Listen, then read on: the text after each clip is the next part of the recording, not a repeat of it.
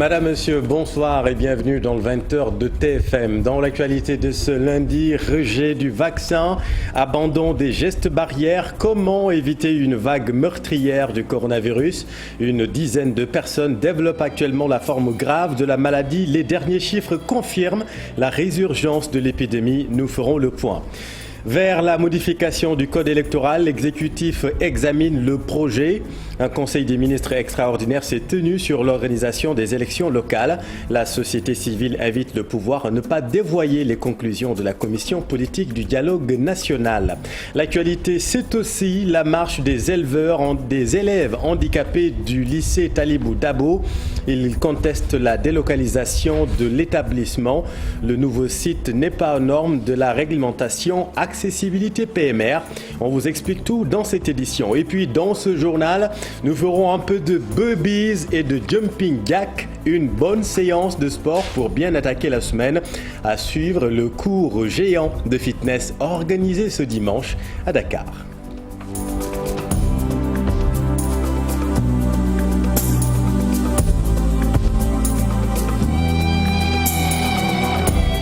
Nouvelle vague du coronavirus, les derniers chiffres confirment le rebond de l'épidémie.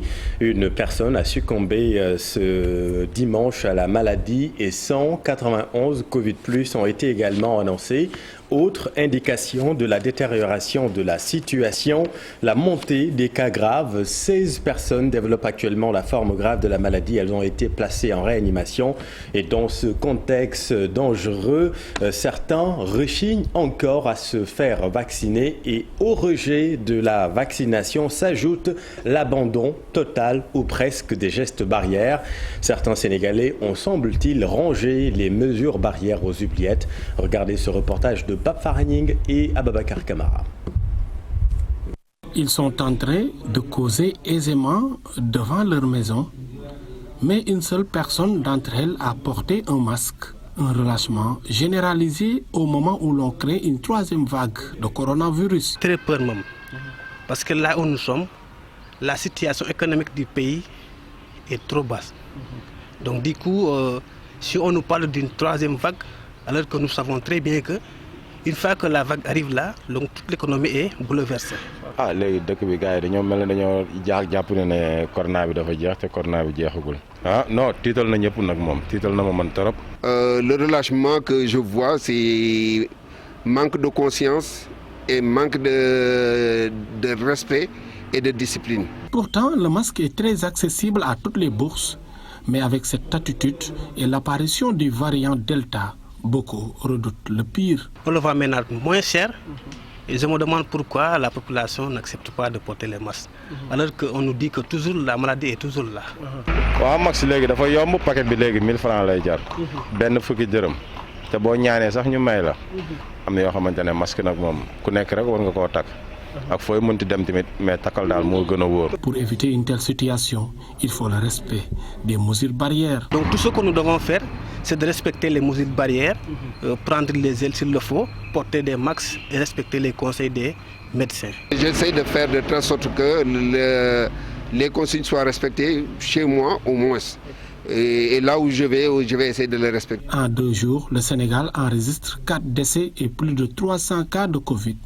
Si l'on y prend garde, la situation risque d'être inquiétante avec le relâchement noté chez les Sénégalais. Merci Pafara. Les hôteliers de l'UEMOA se serrent les coudes pour faire face aux impacts économiques de la pandémie. Les acteurs misent sur le tourisme intra-africain désormais pour relancer le secteur. La Fédération des organisations patronales de l'hôtellerie et du tourisme tient à Dakar son forum régional. Maïmouna Ndiaye et Pape Sango Dembaye. Issus des pays de l'UEMOA, unis dans le cadre d'une politique touristique commune. Ces membres de la Fédération des organisations patronales de l'hôtellerie et du tourisme ont vu leur chiffre d'affaires en baisse à cause de la pandémie Covid-19.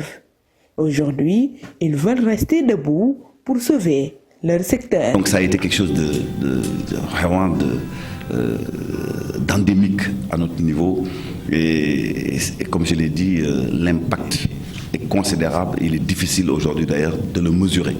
Ce n'est que dans quelques années que nous pourrons savoir exactement dans quelle mesure l'impact aura été profond. On parle de la troisième vague, donc je veux dire, ça ne va pas inciter les gens à se déplacer.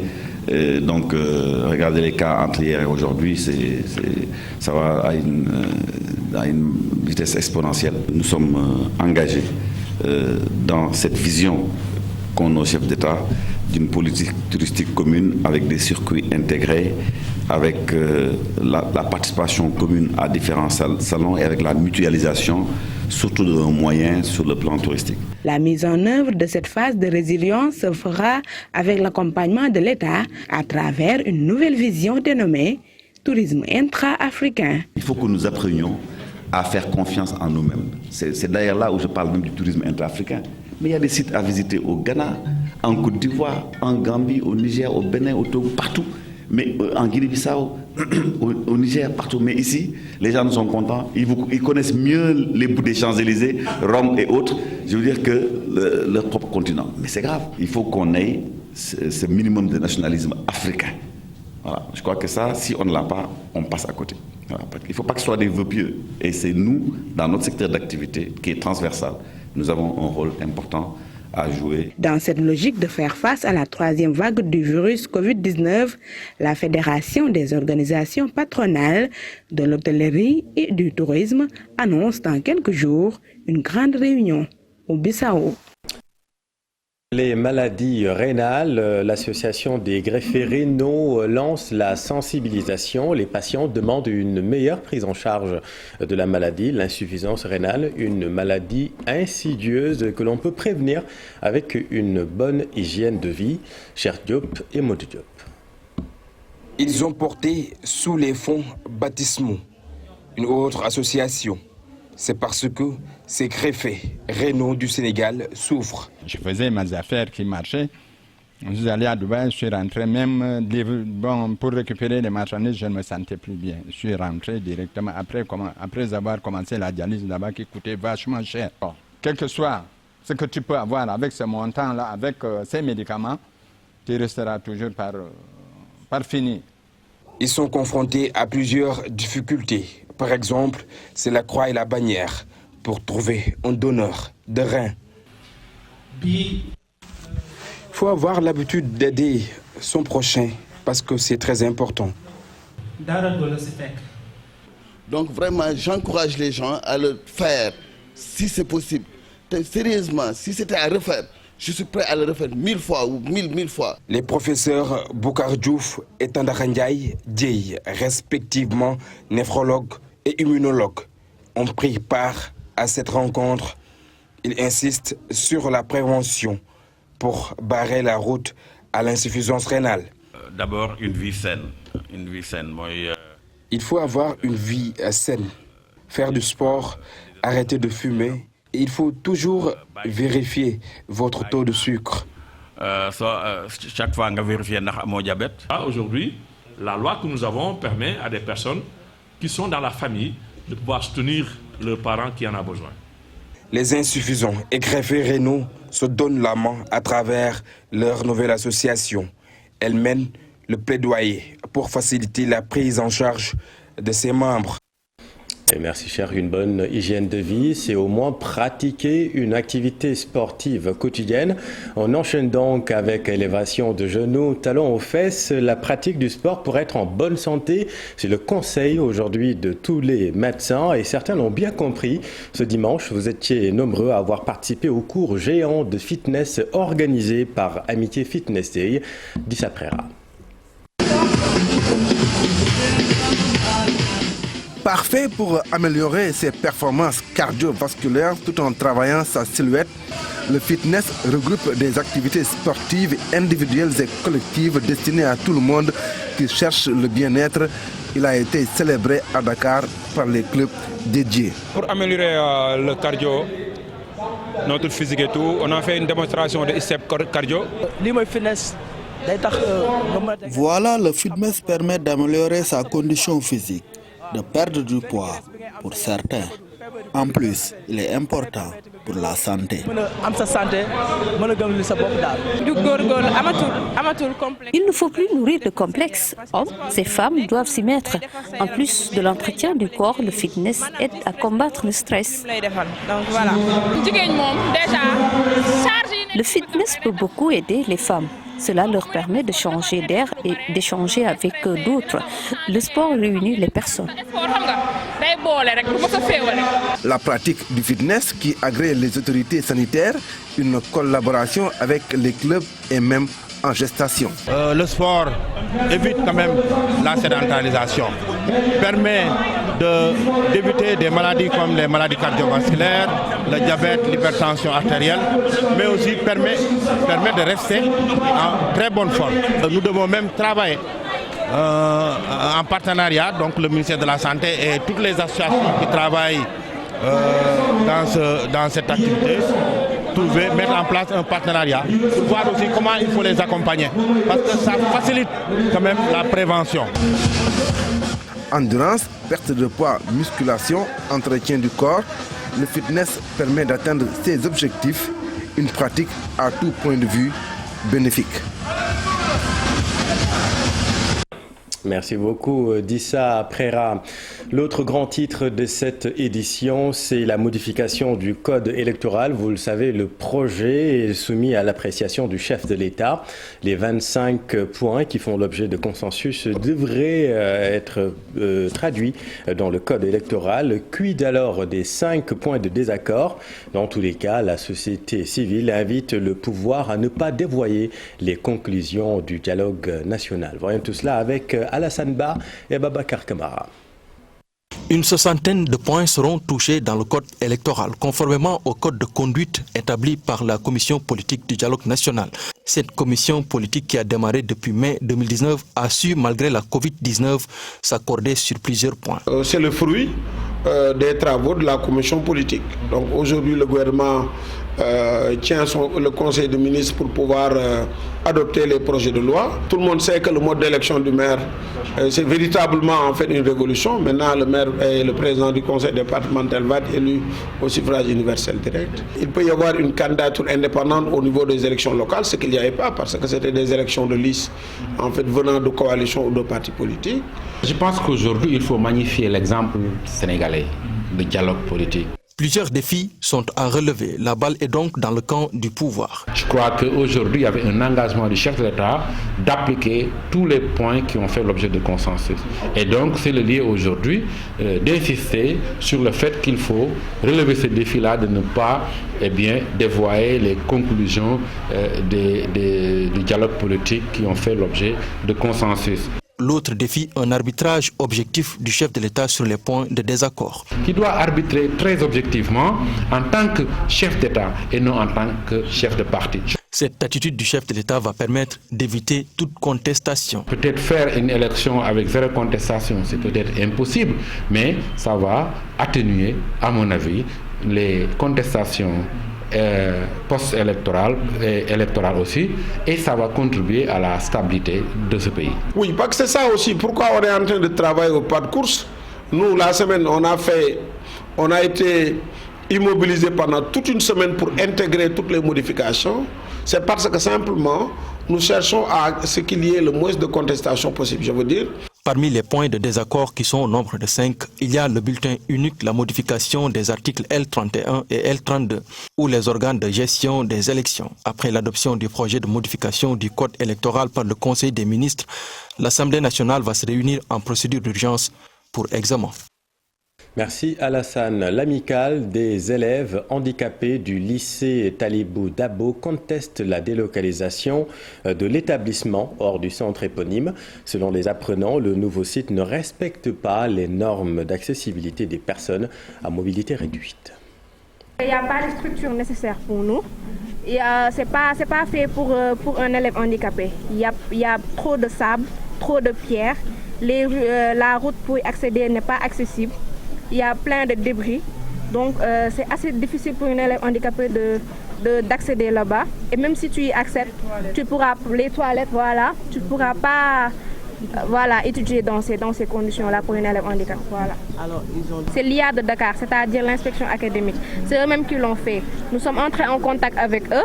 On est parti en réunion avec la dame, l'inspectrice, mais ce qu'elle nous a dit ne nous satisfaisait pas. C'est pour ça aujourd'hui nous avons décidé de passer à l'étape supérieure en organisant aujourd'hui ce sitting-là. L'éducation nationale s'engage à lutter contre toute forme de violence en milieu scolaire. Selon le porte-parole du ministère, toutes les personnes impliquées dans le drame au lycée des Parcelles seront sanctionnées administrativement parlant. Pour le reste, la justice fera son travail. Fatou Kinedem et Ababakar Kamara.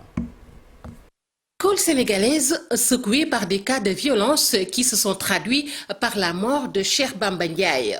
L'élève en classe de première au lycée des Parcelles Assainies, unité 13, ex-Guinatiam, a été tué au cours d'un match de football, suscitant l'indignation des acteurs éducatifs. Nous présentons au nom du ministre de l'Éducation nationale nos condoléances à la famille qui a perdu son enfant et à toute la famille de l'école. Les violences, nous les déplorons. Que ce soit des violences faites aux élèves, faites aux enseignants ou bien aux membres de l'administration scolaire. Donc nous les déplorons. Et chaque jour que Dieu fait, il y a donc des missions de sensibilisation que le ministère organise lui-même ou bien en partenariat avec des organisations de la société civile pour faire arrêter ces violences-là. Sur le plan judiciaire, 3 suspects, tous des camarades de la victime en garde à vue. Des sanctions administratives sont également prévues par la tutelle qui attend les résultats de l'enquête. Lorsqu'un élève s'en prend à un élève, lorsqu'un élève s'en prend à un enseignant, il est clair qu'il sera sanctionné. Maintenant, il faut qu'on ait les résultats de l'enquête, parce que nous, ce qui nous préoccupe, ce que nous pouvons faire, c'est les sanctions administratives. Maintenant, les sanctions pénales, c'est la justice, ce n'est pas le ministère de l'Éducation nationale. Le porte-parole du ministère de l'Éducation invite les chefs d'établissement à plus de vigilance en encadrant les activités extra-éducatives des élèves, cela pour éviter ce genre de drame. Il faudrait que les principaux de collège, les proviseurs de lycée soient plus vigilants. L'administration scolaire soit plus vigilante par rapport aux élèves, à leurs organisations, à leurs manifestations. Les élèves ne doivent pas s'organiser hors de l'école. La mort de Cheikh Bamba Ndiaye, un échec de tous les acteurs de l'éducation, en particulier les autorités face à cette violence qui devient une gangrène pour l'école sénégalaise. Merci Fatkine. Aztec Sénégal plaide pour l'insertion des filles dans les domaines scientifiques. À l'occasion des 20 ans de l'association, un panel a été organisé aujourd'hui au lycée Kennedy, rencontre qui avait pour thème femmes, sciences et entrepreneuriat. Marcel Farba-Maron et Amadouba. Mêler l'utile à l'agréable. Telle a été l'action entreprise par l'Association des femmes pour la promotion des sciences et de la technologie au Sénégal, Aztec Sénégal, à l'occasion de la célébration de ses 20 ans d'existence qui coïncidait avec la journée de la Renaissance de l'Afrique. Un panel a en effet été organisé au lycée de jeunes filles John Fitzgerald Kennedy. Il avait pour thème femmes, sciences et entrepreneuriat. Nous étions des professeurs et nous avons donc constaté que dans nos classes respectives, moi je suis professeur de SVT, les profs de mathématiques, les profs de physique-chimie, donc on avait tout constaté dans les différents établissements que les filles étaient vraiment sous-représentées à partir de la classe de seconde. Et ce, à partir de la classe de seconde. Mais si vous regardez de la 6e à la 3e, elles sont bien représentées. Mais dès la classe de seconde, il y a une chute, donc un déséquilibre énorme donc, entre les filles et les garçons. Alors nous nous sommes constatés, nous nous sommes demandé pourquoi, qu'est-ce qui se passe, qu'est-ce qu'il y a. Donc les filles nous répondent que c'est trop dur, les mathématiques c'est très difficile. Elles parlent uniquement des mathématiques. À titre d'exemple, lors du dernier baccalauréat, sur 157 312 candidats, 26 029 inscrits aux filières sciences et techniques ont été enregistrés, soit un taux de 16,54% d'après l'Office du baccalauréat. Pire, au concours général 2017, le premier prix de mathématiques n'a pas été décerné. Au lycée John Fitzgerald Kennedy, en dehors des heures de cours, des méthodes sont mises en place pour inciter les jeunes filles à davantage s'intéresser à ces matières. Dans le club, par exemple, quand on est en classe, on fait des cours de sciences physiques ou de maths ou de SVT, quand on est dans le club, on est mieux expliqué en fait. Et la science aussi, ça ne veut pas dire qu'on ne peut pas faire la science sans être d'abord littéraire. On est d'abord littéraire avant d'être scientifique. Sans la science, l'art aussi n'est pas possible. Comme on l'avait montré dans la salle de Mariamaba, on a fait de l'art grâce à la science. Selon d'autres récentes études, en 2017, 30% des filles fréquentaient les séries scientifiques dans le secondaire. Dans le supérieur, elles étaient moins de 30%, tandis que les chercheurs représentaient 25%. Une tendance qui s'explique par certains facteurs socio-culturels tels que les mariages et grossesses précoces, entre autres. De l'hydraulique rurale, vous le savez, les problèmes sont légion. À Koki, par exemple, le mètre cube d'eau est passé de 100 à 300 francs.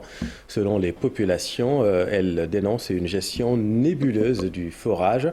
Une marche de protestation a été organisée à Talagaï, leur porte-parole avec nos équipes. Pour montrer notre indignation par rapport à la gestion nébuleuse de l'Assifor. Il y a trois mois de cela que l'Assifor a décidé d'augmenter le prix mètre cube de 200 à 300 francs sans consulter la population. C'est ce que nous déplorons aujourd'hui. Nous avons saisi le sous-préfet du Koki. Nous avons maintes fois fait de la navette entre Tchamen et Koki pour les informer par rapport à la gestion. Mais à chaque fois que nous rendons à Koki, tous les efforts que nous fournissons sont vains. La dette s'élève de 15 millions de francs CFA. Et c'est très énorme. Et que nous déplorons le comportement de la Sénélec par rapport au forage. Parce qu'on ne peut pas comprendre une dette qui s'élève à 15 millions de francs et que le forage continue à avoir du courant. Cela veut dire qu'il y a anguille sous roche. Et que nous notons une théorie du complot entre les autorités compétentes et la Sénélec. Colloque international de promotion et de partage de bonnes pratiques en conseil scientifique au gouvernement. Une initiative de l'Académie nationale des sciences techniques du Sénégal. Au cours des échanges, l'employabilité des jeunes et l'entrepreneuriat féminin. Compte rendu, Fat Bintou Conté et Amadouba. Amener les États à mieux accéder aux études scientifiques dans leur programme de développement, tel est l'objet de ce colloque scientifique axé sur l'employabilité des jeunes et l'entrepreneuriat féminin. Effectivement, il existe des connaissances technico-scientifiques produites en local et dans le monde, malheureusement auxquelles nos États, nos gouvernements ont difficilement accès. De l'autre côté, l'État s'efforce à définir de bonnes politiques publiques, mais ne sait pas exactement où frapper et qu'est-ce qui est produit en local et où frapper pour avoir accès aux données. De l'autre côté, le scientifique aussi, il souffre parce qu'il n'a pas accès aux politiques publiques et ne comprend pas comment elles sont définies. Des programmes de développement qui ont besoin de recherche scientifique pour mieux asseoir leur crédibilité. Pour avoir des évidences scientifiques, il faut faire de la recherche. Donc la recherche est au centre des réponses à mettre en place pour régler les questions d'employabilité des jeunes, les questions d'entrepreneuriat féminin dans tous les secteurs du développement national. Il faut faire de la recherche, fonder nos programmes sur des évidences, donc sur des résultats scientifiques à partir des constats avérés sur le terrain. Et au Sénégal, l'employabilité et l'entrepreneuriat féminin butent parfois sur de nombreux problèmes pour pouvoir décoller. Au Sénégal, nous avons une multitude d'intervenants dans les deux secteurs, dans l'employabilité des jeunes et dans l'entrepreneuriat féminin. Nous avons des besoins non seulement de coordination, mais de cohérence des interventions. Nous avons également des besoins d'augmentation des volumes, puisque les problèmes sont, les stratégies sont pertinentes. Nous avons un problème donc d'échelle. Il faut peut-être augmenter les financements, renforcer l'accompagnement et l'appui conseil, pour que non seulement les femmes qui interviennent en tant qu'entrepreneurs et les jeunes qui cherchent du travail sur le marché puissent avoir un accompagnement sur une durée acceptable, au minimum 3 ans. Les scientifiques comptent apporter des solutions aux nombreux défis des États à travers des études scientifiques.